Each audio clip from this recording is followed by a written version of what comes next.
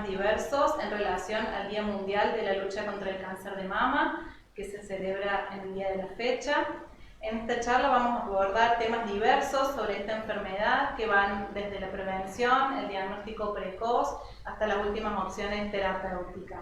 Para esto contamos con algunos representantes de la Unidad de Mastología del Sanatorio Allende, el doctor Agustín Esteban, mastólogo y coordinador de la unidad, el doctor Marcelo Labarda, oncólogo clínico, y quien les habla, Paula Tiscornia, especialista en diagnóstico por imágenes.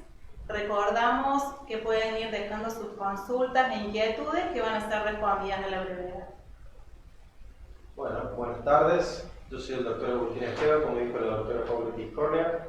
Y lo primero que queremos decir es que desde el año 2018 en el Sanatorio Allende se creó la unidad de mastología para poder tener una forma diferente de tratar a los pacientes con patología mamaria y con cáncer de mama, donde allí interactúan todas las especialidades que antes veíamos individualmente al paciente y hoy lo tratamos de ver en forma conjunta para poder abarcar y tener un correcto diagnóstico y un adecuado tratamiento para estos pacientes.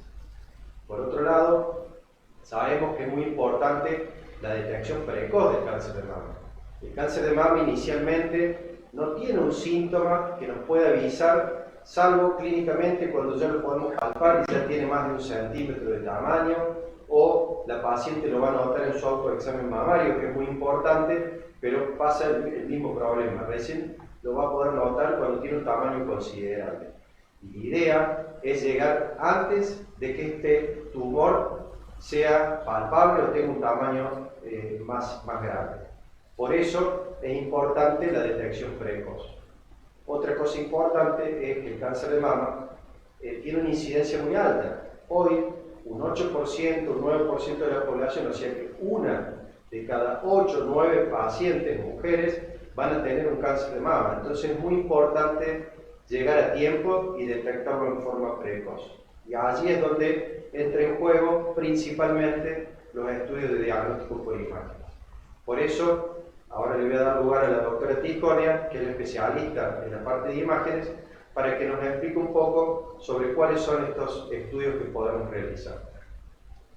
Bueno, teniendo en cuenta que el cáncer de mama es un tumor que detectado, como dijo el doctor, en estadios tempranos va a tener muy buen pronóstico e incluso vamos a tener altas chances de curación, resulta fundamental la detección precoz del mismo.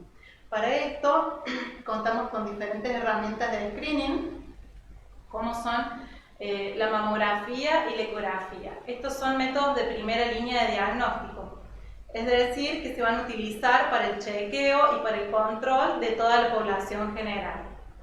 Contar con la mejor tecnología en estas herramientas es fundamental, como por ejemplo contar con ecógrafos de alta gama, la mamografía 3D, porque nos va a permitir conseguir más y mejores diagnósticos.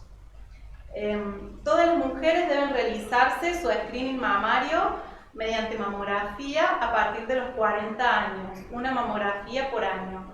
En aquellas pacientes que tienen mama densa, es decir, aquellas pacientes que tienen mucha cantidad de tejido fibroglandular sobre el adiposo, va a ser importante complementar la mamografía con un estudio ecográfico. Y todas las pacientes que tengan menos de 40 años, este screening o este control basta hacerlo solamente con la ecografía. Entonces, resumiendo, todas las mujeres en la edad adulta deben hacerse sus controles.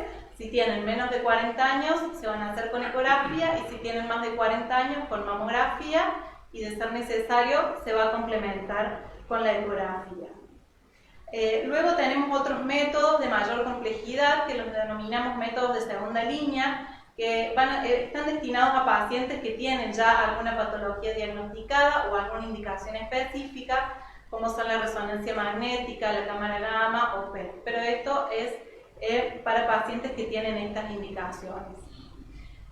Una vez que los imagenólogos detectamos alguna lesión que nos parece sospechosa, contamos con diferentes métodos y herramientas de biopsia que nos van a permitir confirmar si se trata de una lesión benigna o maligna. En caso de confirmar que existe una lesión maligna, esa paciente se va a tratar en la unidad de mastología con un equipo multidisciplinario que va a permitir decidir cuál va a ser la mejor alternativa terapéutica personalizada para esta paciente.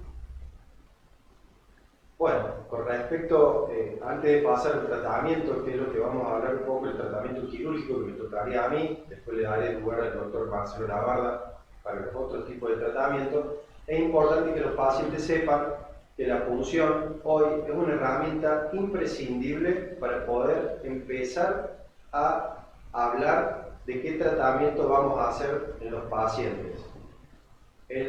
La punción, primero, no es maligna, no es dañina para el paciente, no le produce ningún daño al paciente.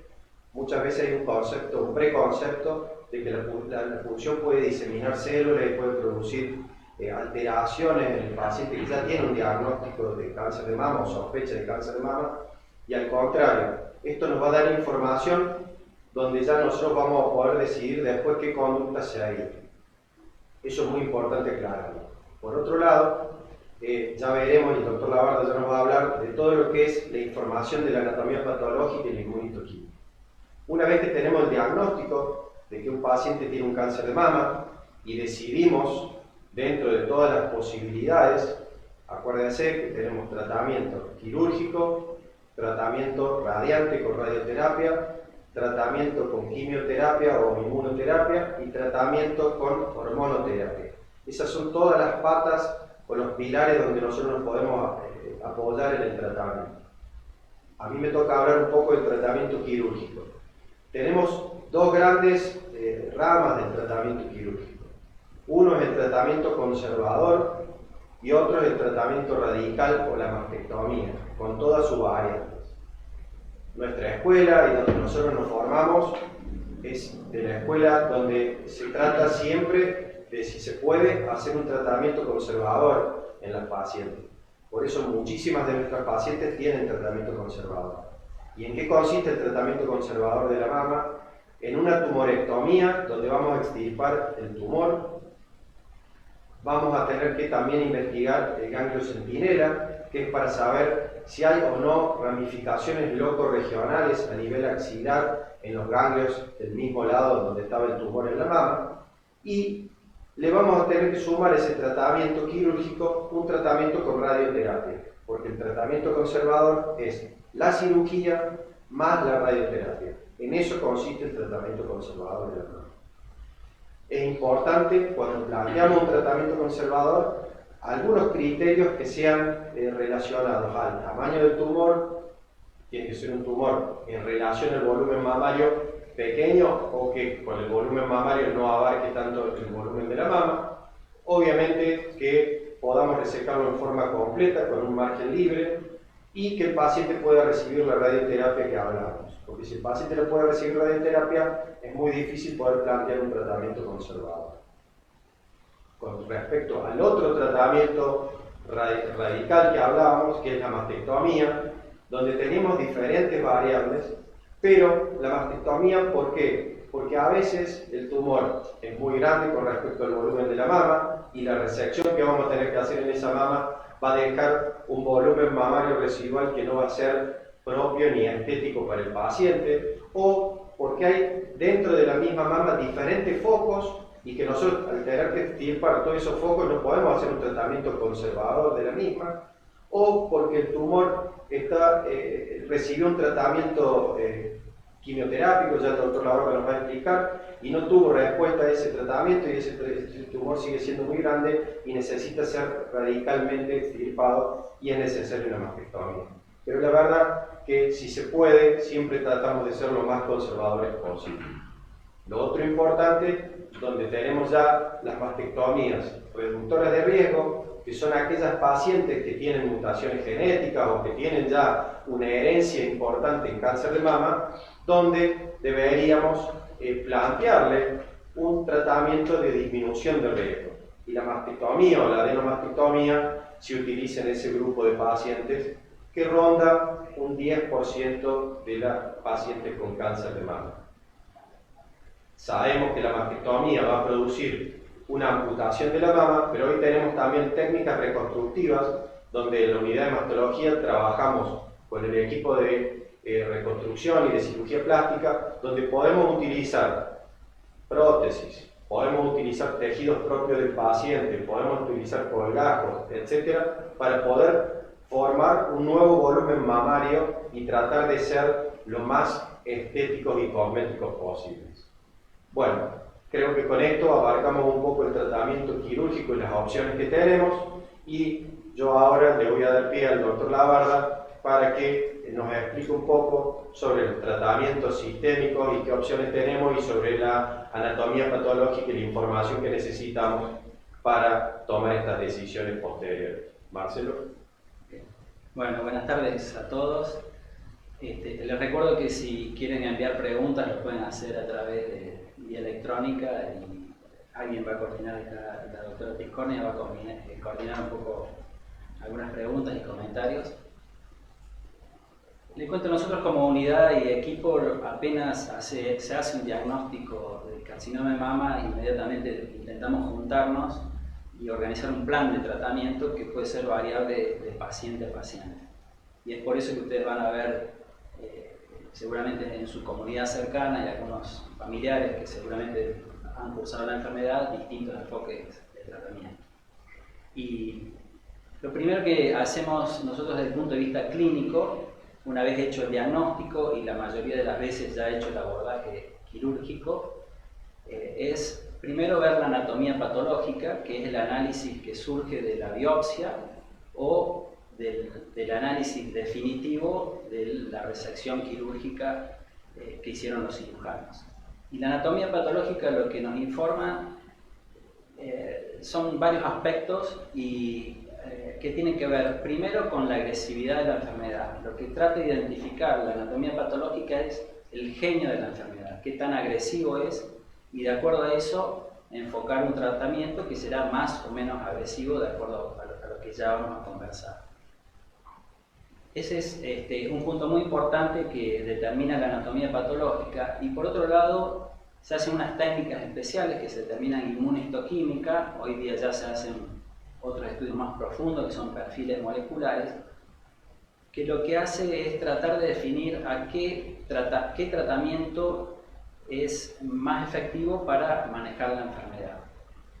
Estamos hablando de tratamientos para tratar de evitar que la enfermedad vaya hacia otro lado del organismo, porque la principal causa de complicaciones en el cáncer de mama no es el manejo de la enfermedad local, que habitualmente con cirugía, con un diagnóstico temprano, con cirugía, con radioterapia, suele ser en el más del 90 al 95% de los casos correcto, y gracias a Dios no hay recaídas en esa zona habitualmente. Pero hay otros tratamientos que tenemos que colaborar para evitar que la enfermedad vaya hacia otro lado, que es la causa definitiva de complicación. Y esos tratamientos son los tratamientos hormonales, los tratamientos de quimioterapia, los tratamientos con anticuerpos monoclonales y algunas otras opciones como inmunoterapias, terapias dirigidas que hay hoy día, que se van sumando al armamentario que hay para frenar la enfermedad. Es decir, que los tratamientos sistémicos lo que tratan de hacer es evitar que la enfermedad vaya hacia otro lado del organismo. Y para eso, apenas una vez que tenemos la información de la anatomía patológica, de la agresividad de la enfermedad, hacemos estudios también, y la mayoría de las veces lo hacemos previo a la cirugía, para tratar de ver la extensión de la enfermedad, que el resto del organismo esté limpio, para decirlo de alguna forma clara, de enfermedad, y que solo esté focalizado a nivel de la mama y de la axila o de los ganglios de la zona. Y después sí, una vez enfocado el tratamiento local, que idealmente el diagnóstico temprano es muy importante. Hoy día lo que se busca con las imágenes es diagnosticar tumores de 1 centímetro o menos, porque allí es donde realmente la mamografía, el diagnóstico temprano salva vidas. Se estima que salva un 20% de vidas de probables diagnósticos de cáncer de mama, que se salvan gracias a un diagnóstico temprano. Para que tengan una idea, solamente en Estados Unidos hay 250.000 a 300.000 casos al año. y un 20% de pacientes diagnosticados en forma temprana, salvados por una mamografía hecha a tiempo, estamos hablando de cerca de 30.000 mujeres que se benefician y salvan su vida debido a eso y logran una cura totalmente definitiva sin otros tratamientos agresivos.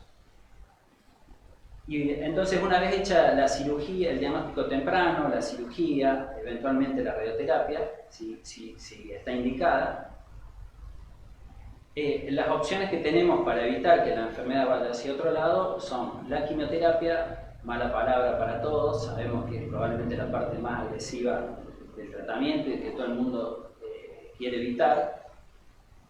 Y gracias a Dios cada vez se usa un poco menos la quimioterapia, porque hoy día hay un avance importante de los tratamientos hormonales, que en general son pastillas, a veces son anulación de la función ovárica, que puede ser hecha por cirugía o por una inyección en el abdomen subcutánea, y también los tratamientos de anticuerpos monoclonales que se suman a la armamentaria, que son medicamentos que van dirigidos directamente, cuando está indicado, a la célula neoplásica donde estuviese para tratar de destruirla como si fuese un misil dirigido. Y hoy día se suman tratamientos de inmunoterapia que lo que hace también es permite que el organismo de cada uno, de cada paciente, se defienda mejor sobre la enfermedad.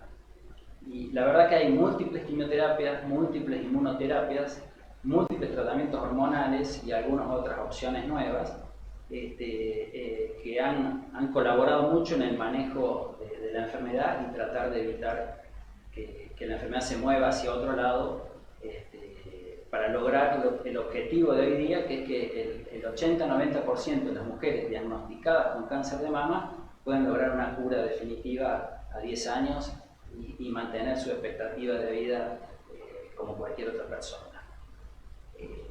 Por último, para terminar, es importante saber también que hoy día, aparte de los estudios patológicos sobre el mismo tejido o sobre la sangre, se pueden hacer estudios para conocer el perfil genético de la enfermedad, que nos da dos tipos de información. Uno es la carga familiar y las chances de que yo le pase algún gen que predisponga a tener no solo cáncer de mama, sino cáncer de ovario, cáncer de endometrio, cáncer de páncreas, cáncer de próstata en los hombres de la familia.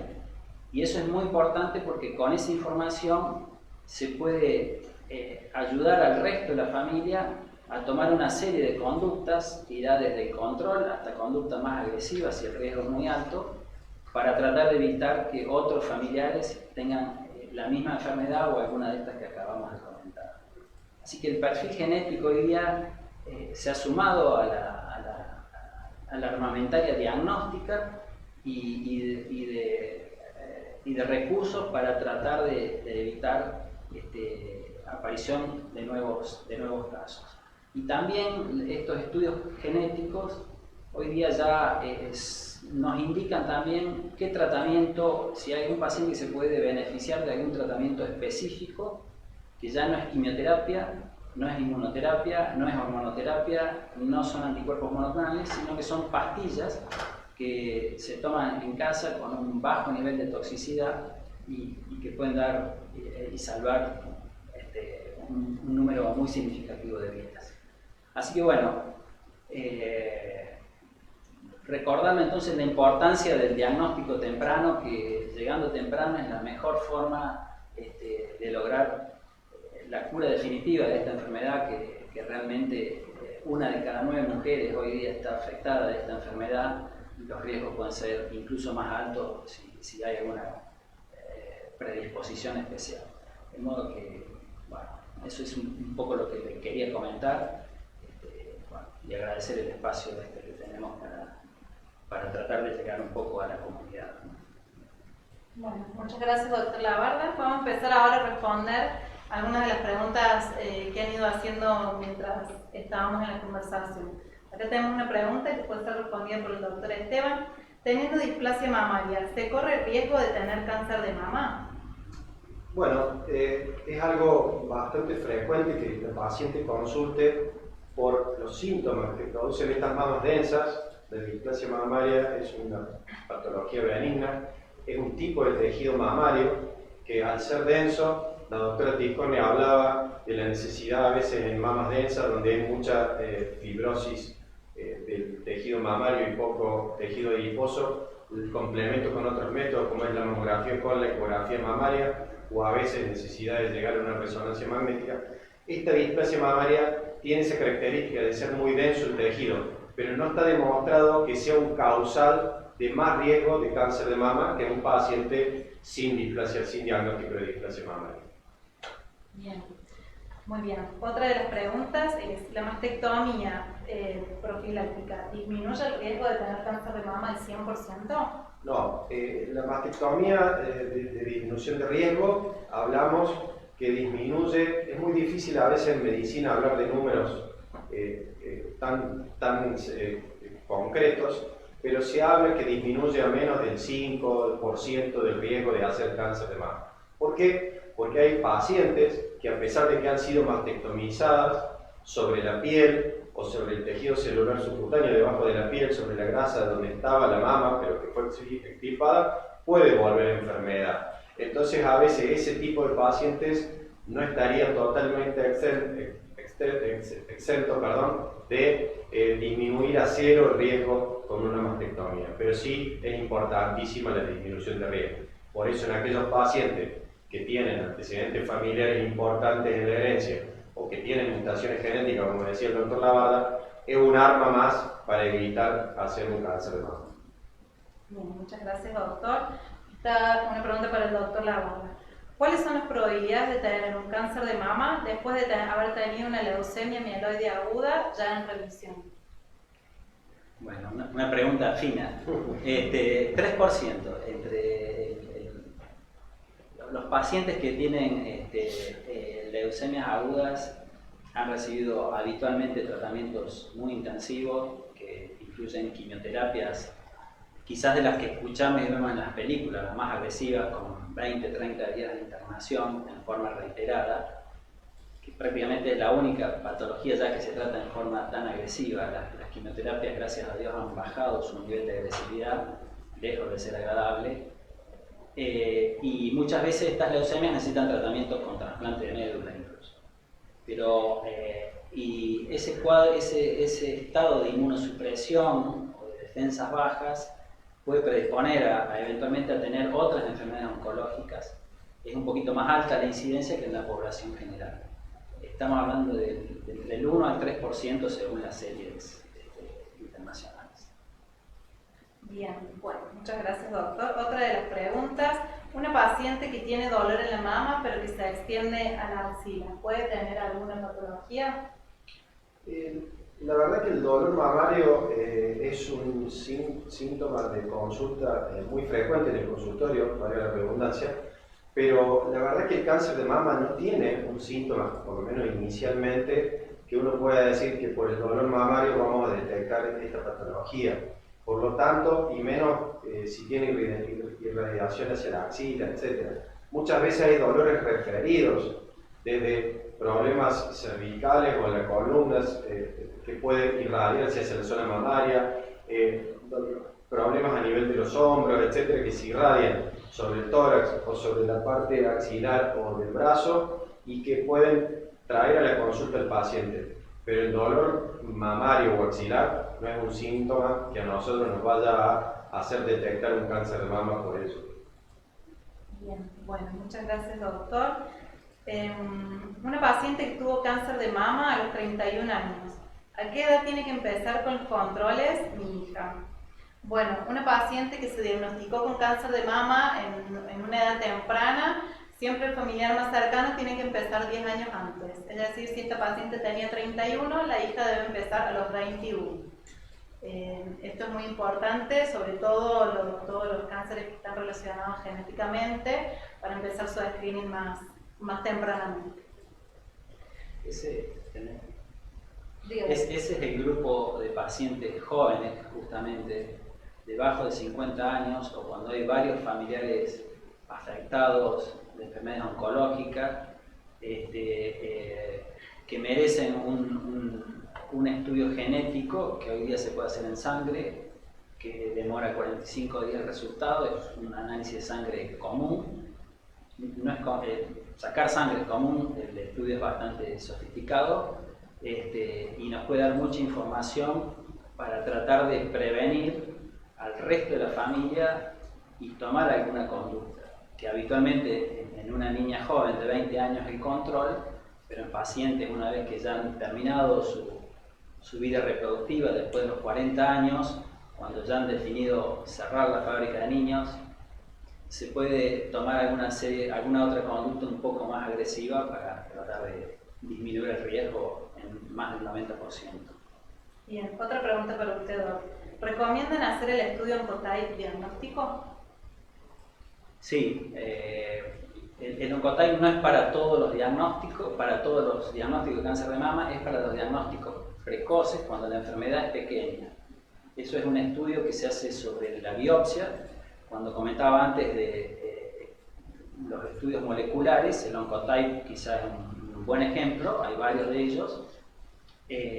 Y lo que nos ayuda a decidir es de nuevo conocer, por un lado, el genio de la enfermedad, la agresividad, y a veces hay tumores que son muy pequeños, muy agresivos, que esos pueden beneficiarse de quimioterapia, y a veces hay tumores más grandes, pero biológicamente menos agresivos, con un genio más tranquilo, que pueden no beneficiarse de quimioterapia.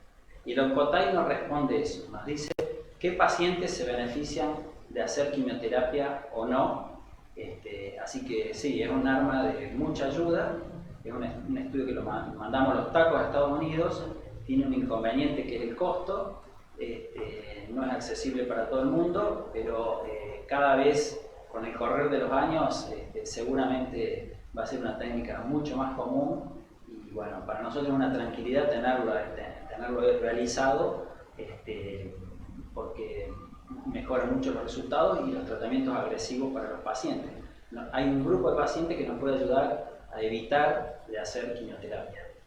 Bien, siempre aclarar que es para pacientes ya diagnosticadas de cáncer de mama. Sí, por supuesto. Bueno, otra de las... Y quería agregar algo, se puede hacer sobre el material de la punción también en el estudio. No hace falta tener todo el tumor, sino con una porción del tumor se puede hacer el estudio también. Bien. Otra pregunta, doctor. ¿Un quiste benigno puede convertirse en maligno? Generalmente la patología quística es una patología benigna. Siempre nuestros maestros nos enseñaron que el quiste habitado hay que tener un poco más de darle más importancia. ¿Qué se llama quiste habitado? Cuando dentro del quiste, además de ser el quiste una bolsita de líquido, crece algo por dentro. Entonces ahí habría que tener un poco más de cuidado, a veces pueden haber papilomas, etc. Pero un quiste simple en la mama nunca se va a transformar en algo malo. Bien. Otra de las preguntas. Después de haber tenido cáncer de mama, ¿qué probabilidad tengo de volver a tenerlo en otra parte del cuerpo? Bueno, primero, eso depende justamente. Estamos hablando de, cuando pensamos en que la enfermedad puede ir a otro lado del cuerpo, estamos hablando de metástasis, que es lo que tenemos que tratar de evitar.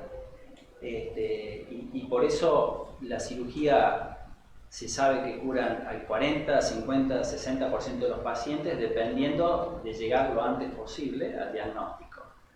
Y los tratamientos de radioterapia y los que mencionamos antes, de quimio, hormonas o cualquiera de los otros que mencionamos, aumentan las chances de cura en una cifra que puede ir desde el 5% solamente hasta un 20-25% adicional a lo que ya han realizado los doctores previamente. Y así que depende mucho de la agresividad de la enfermedad y de la extensión al diagnóstico. Si usted tiene un nodulito pequeño, lo más pequeño posible, con los ganglios enfermos que siempre se analizan, con ganglios sanos, perdón, sus chances de cura son altísimas, estamos hablando más del 80-90% de cura definitiva. Ahora, si en la axila tenemos el número de ganglios enfermos es muy importante, ya quiere decir que la enfermedad ha viajado de la mama a los ganglios y tiene más chances de ir hacia otro lado del organismo. Esos pacientes requieren un tratamiento más agresivo para evitar que eso ocurra, y es ahí donde la quimioterapia probablemente tenga más rol, independientemente del subtipo que sea el cáncer. Así que depende mucho del diagnóstico temprano y de la extensión de la enfermedad. Bien, muchas gracias, Doc. Otra de las preguntas, además de la mamografía, ¿existe algún otro estudio que pueda realizarse para prevenir el cáncer de mama?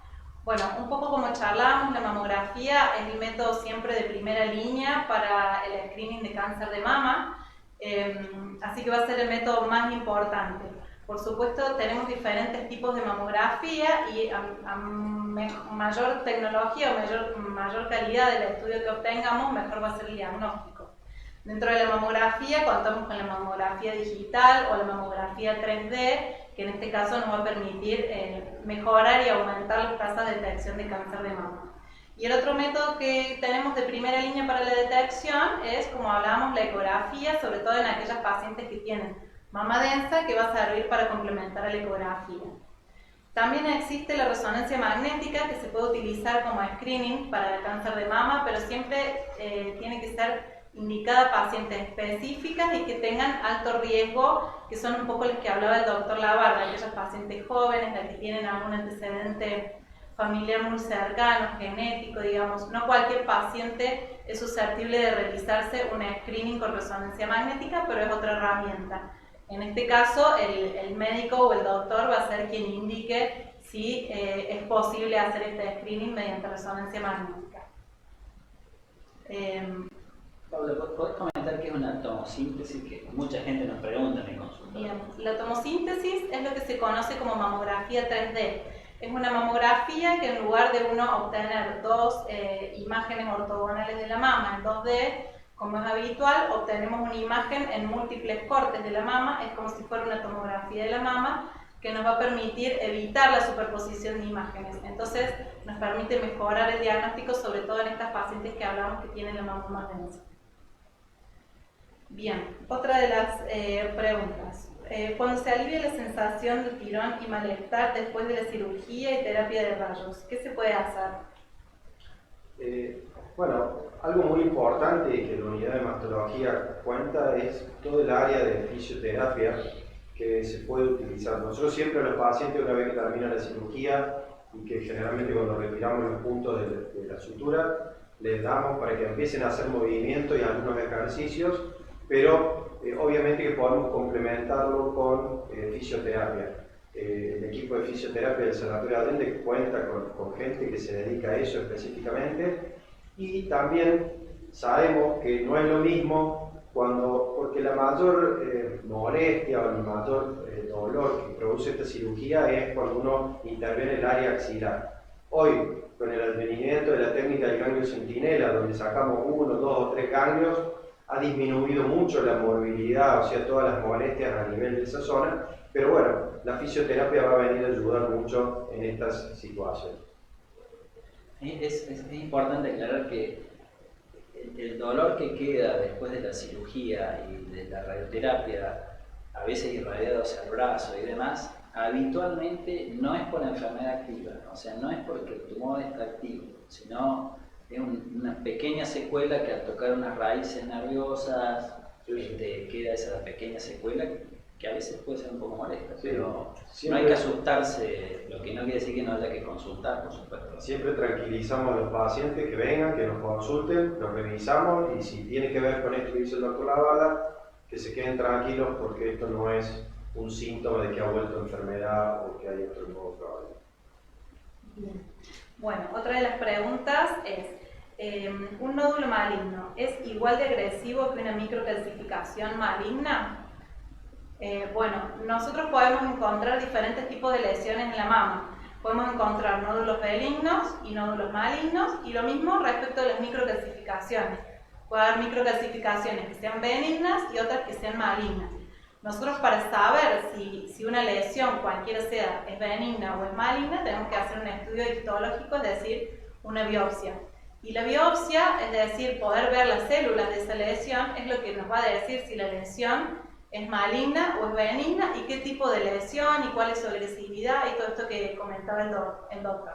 Pero para esto debemos primero punzarlas y tener un diagnóstico histológico. Bueno, ¿el cáncer de mama tiene relación con el HPV? No, con respecto a eso no hay relación. El cáncer de mama no tiene un virus que esté relacionado con su neoformación. Sí, obviamente con otras patologías como el cáncer de cuello de útero, pero bueno, hoy no nos amerita este tema. Bien. Doctor Labarda, luego de la cirugía, ¿cuándo es conveniente realizarse un estudio genético?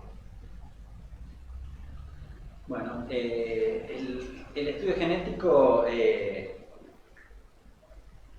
perfil genético para saber el riesgo del mismo paciente también nos puede ayudar a tomar decisiones quirúrgicas, porque hay alguna subvariedad que si el riesgo es muy alto, nos puede llevar a decidir que en lugar de operar solo la mama enferma, también se opere la mama sana, sacando la glándula mamaria, conservando piel y pezón y colocando prótesis en la mama sana y tratar la mama enferma como se hace habitualmente. Entonces, lo ideal sería tenerlo antes de la cirugía, sobre todo para algunos subtipos de problemas de mama, porque también hay varios subtipos de problemas de mama que uno no quiere ahondar tanto porque se complica. Pero es cierto que es un estudio que lleva 2 meses o 45 días, este análisis de sangre, entonces habitualmente el resultado viene posterior a la cirugía. Pero lo ideal es hacerlo antes. De todos modos, no es lo común que antes tengamos el resultado, pero bueno, de ahí en más, cualquier momento puede ser realizado. Y mientras hace los otros tratamientos posteriores a la cirugía, de radioterapia, quimio o tratamientos hormonales, se puede hacer en ese mismo momento también. Incluso hoy día hay pacientes que ya, esto es algo relativamente más novedoso, y tenemos pacientes, me acaba de pasar hace una hora en el consultorio, que una paciente tuvo cáncer de mama hace 30 años cuando tenía 33 años. En ese entonces no se hacía el estudio genético y hoy estuvimos hablando de hacerlo y ella está predispuesta a hacerlo, no solo por sus riesgos, sino por el de sus hijos y su familia en general, ¿no? Así que hasta tiempo después se puede hacer también, siempre hay tiempo para hacerlo. Bien. Bueno, vamos con la última pregunta que está un poco relacionada también. ¿Los análisis genéticos se hacen hoy en Argentina? Sí, sí se hacen en Córdoba, hay no menos de 3 o 4 lugares que se hacen. Son técnicas bastante delicadas, son laboratorios que están autorizados por medidas internacionales de control de calidad, así que sí, se puede hacer perfectamente aquí en Córdoba y por supuesto en varias de las ciudades grandes, Buenos Aires, Mendoza, Rosario, Santa Fe, se hace también. Bien, bueno, muchas gracias a todos por haber participado de esta charla, esperamos haber respondido a todas sus inquietudes y en todo caso los esperamos en nuestros consultorios para ahondar en cualquier consulta que puedan haber quedado sin responder. Gracias doctor Esteban y gracias doctor Labarda. Gracias y buenas tardes. Muchas gracias, buenas tardes.